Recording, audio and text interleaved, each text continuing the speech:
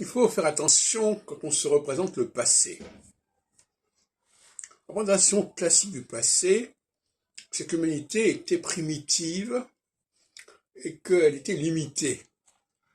Et que par conséquent, ses conceptions ne valaient pas forcément grand-chose.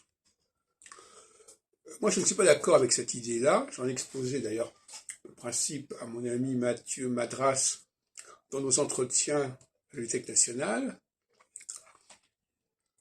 À savoir qu'au contraire, notre passé est conditionné par l'intervention de civilisations extrêmement avancées.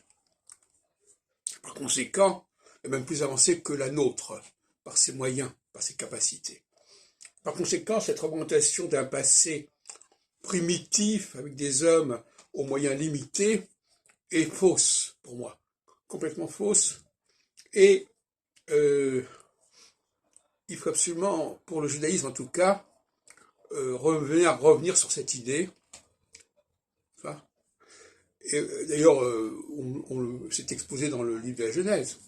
Dieu créa le ciel et la terre. Dieu, ce Dieu qui créa le ciel et la terre, c'est pas n'importe qui. Et donc, au contraire, c'est une puissance considérable qui est au départ. Mais on essaye de relativiser ça en disant oui, mais en fin de compte, les hommes étaient ce qu'ils étaient, et après, ils ont pu évoluer, etc. Voilà le débat que nous avons, qui est extrêmement intéressant.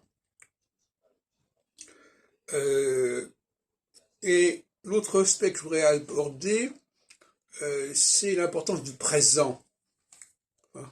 Le présent qui essaie d'éclipser à la fois le passé et le futur. Alors on étudie par exemple un certain phénomène aujourd'hui en disant voilà ce qu'il en est, voilà ce qu'on sait sur le sujet, et on n'en saura pas forcément davantage par la suite. De la même façon que le passé n'a pas grand-chose à nous apprendre non plus, pour toutes sortes de raisons. Donc finalement, on marginalise à la fois le futur et le passé pour pouvoir être pleinement dans le présent. Et par conséquent, quand on parle par exemple de la question des races, la question des sexes, on dit voilà, au présent, voilà ce qu'on sait, et on n'en saura pas plus par la suite, et autrefois, finalement, les hommes étant ce qu'ils sont, ils n'ont pas certainement vu des choses très transcendantes.